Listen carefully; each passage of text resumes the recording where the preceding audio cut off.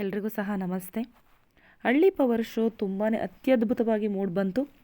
ಈಗ ಸಂಗೊಳ್ಳಿಯಲ್ಲಿ ಎಲ್ಲರನ್ನ ಸಹ ಚಾನಲ್ ವತಿಯಿಂದ ಬರಮಾಡಿಕೊಳ್ಳಲಾಗಿತ್ತು. ಯಾರಿಗಾದರೂ ಇಷ್ಟ ಇದ್ದಲ್ಲಿ ನೀವು ಸಹ ಲೈವ್ ಕಾರ್ಯಕ್ರಮ ನೋಡಬೇಕು ಅಂತ ಇದ್ದಲ್ಲಿ ನೀವು ಸಂಗೊಳ್ಳಿಗೆ ಬರ್ಬೋದು ಅಂತ ಹೇಳಿ ಅನೌನ್ಸ್ ಮಾಡಲಾಗಿತ್ತು. ಹಾಗೆಯೇ ಫಿನಾಲೆ ಕೂಡ ಮುಗೀತು. ಆ ಫಿನಾಲೆಯಲ್ಲಿ ಗೆದ್ದಿದ್ದು ಟ್ರೋಫಿಯನ್ನು ಎತ್ತಿ ಹಿಡಿದಿದ್ದು ರಗಡ್ ಫೈಲ್ವಾನ್ ರಶ್ಮಿಯವರು ವಿನ್ನರ್ ಆಗಿದ್ದಾರೆ. ಮತ್ತು ರನ್ನರ್ ಅಪ್ ಸ್ಥಾನವನ್ನು ಘಾಟಿ ಗಾನವಿಯವರು ತೆಗೆದುಕೊಂಡಿದ್ದಾರೆ. ಘಾಟಿ ಗಾನವಿಯವರು ತೆಗೆದುಕೊಂಡಿದ್ದರೂ ಸಹ ಘಾಟಿ ಗಾನವಿಯವರ ಹಲವಾರು ಫ್ಯಾನ್ಸ್ಗಳು ಇದು ಅವರಿಗೆ ತುಂಬಾ ನಿರಾಸೆಯಾಗಿದೆ ಅಂತಲೇ ಹೇಳ್ಬೋದು. ಯಾಕೆ ಅಂದರೆ ತಾವು ಇಷ್ಟಪಡ್ತಾ ಇರುವಂತಹ ವ್ಯಕ್ತಿ, ಅಷ್ಟು ದಿನ ಸಪೋರ್ಟ್ ಮಾಡಿದಂಥ ವ್ಯಕ್ತಿ ಗೆಲ್ಲಿಲ್ವಲ್ಲ. ಯಾಕೆ ಗಾನವಿಯವರು 4 ಬಾರಿ ವೀರರಾಣಿಯಾಗಿದ್ದರು. ರಗಡ್ ರಶ್ಮಿ ಅವರು 2 ಬಾರಿ ವೀರರಾಣಿ ಆಗಿದ್ದರು. ಆದರೆ ಯಾಕೆ ಈ ರೀತಿ ಆಯಿತು, ಏನಾಯಿತು ಅಂತ ಹೇಳಿ ನೋಡುವಷ್ಟರಲ್ಲಿ ಇದು ತುಂಬಾ ಫ್ಯಾನ್ಸ್ಗಳಿಗೂ ಸಹ ನಿರಾಸೆಯಾಗಿದೆ, ಘಾಟಿ ಗಾನವಿಯವರ ಫ್ಯಾನ್ಸ್ಗಳಿಗೆ. ಆದರೆ ರಗಡ್ ರಶ್ಮಿಯವರ ಫ್ಯಾನ್ಸ್ಗಂತೂ ತುಂಬಾ ಖುಷಿಯಾಗಿದೆ. ಮೊದಲಿಂದ ಹೇಳ್ಕೊಂಡು ಬರ್ತಾಯಿದ್ರು ಅಭಿಮಾನಿಗಳು, ರಗಡ್ ರಶ್ಮಿ ವಿನ್ ಆಗ್ತಾರೆ, ವಿನ್ ಆಗಬೇಕಂತ ಹೇಳಿ. ಅದೇ ರೀತಿ ವಿನ್ ಆಗಿದ್ದಾರೆ.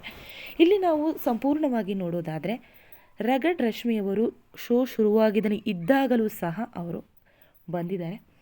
ಘಾಟಿ ಗಾನವಿಯವರು ವೈಲ್ಡ್ ಕಾರ್ಡ್ ಎಂಟ್ರಿಯಲ್ಲಿ ಒಂದು 3 ವಾರಗಳು ಸ್ಕಿಪ್ ಆಗಿದೆ. ಅದಕ್ಕಾಗಿ ರಗಡ್ ರಶ್ಮಿಯವರು ಹೆಚ್ಚಾಗಿ ಅವರು ಕಾಂಪೀಟ್ ಮಾಡಿದ್ದಾರೆ ಕಾಂಪಿಟೇಷನ್ಗಳಲ್ಲಿ, ಅಂದರೆ ಏನು ನಡೀತಾ ಇತ್ತು ಟಾಸ್ಕ್ಗಳು ಅವುಗಳಲ್ಲಿ. ಹಾಗಾಗಿ ಗೊತ್ತಿಲ್ಲದೇನೋ ಅತಿ ಹೆಚ್ಚು ಅಂಕಗಳನ್ನು ಅವರು ಅಲ್ಲಿ ಪಡ್ಕೊಂಡಿದ್ದಾರೆ. ಅಷ್ಟೇ ಅಲ್ಲದೆ ಘಾಟಿ ಗಾನವಿಯವರು 4 ಬಾರಿ ರಾಣಿ ಆಗಿದ್ದರೂ ಸಹ ಅತಿ ಹೆಚ್ಚಾಗಿ ಟಾಸ್ಕ್ಗಳನ್ನು ವಿನ್ ಆಗಿರೋದು ರಗಡ್ ರಶ್ಮಿಯವರು. ರಗಡ್ ರಶ್ಮಿಯವರು ಅಂದಿನಿಂದ ಇಲ್ಲಿಯವರೆಗೂ ಸಹ ಗಾನವಿಗಿಂತ ಹೆಚ್ಚು ಟಾಸ್ಕ್ ಆಡುವುದರ ಜೊತೆಗೆ ಅತಿ ಹೆಚ್ಚು ಟಾಸ್ಕ್ಗಳನ್ನು ವಿನ್ ಆಗಿದ್ದಾರೆ. ಘಾಟಿ ಗಾನವಿಯವರು ರಾಣಿ ಪಟ್ಟವನ್ನು ತೆಗೆದುಕೊಂಡಂತಹ ಲಾಸ್ಟ್ 2 ವಾರಗಳೇನಿದ್ದಾವೆ, ಆಗ ಇಡೀ ವಾರ ಪೂರ್ತಿ ನಡೆದಂತಹ ಟಾಸ್ಕ್ಗಳನ್ನು ಸೇರಿಸ್ಕೊಂಡು ವೀರರಾಣಿಯಾಗಿ ಮಾಡಿಲ್ಲ. ಆ ದಿನದ ಒಂದೇ ಒಂದು ದಿನದ ಟಾಸ್ಕ್ನಲ್ಲಿ ರಾಣಿಯಾಗಿ ಮಾಡಿರುವಂಥದ್ದು. ಹಾಗಾಗಿ ಆ ದಿನ ರಶ್ಮಿಯವರು ವಿನ್ ಆಗೋದಕ್ಕಾಗೋದಿಲ್ಲ.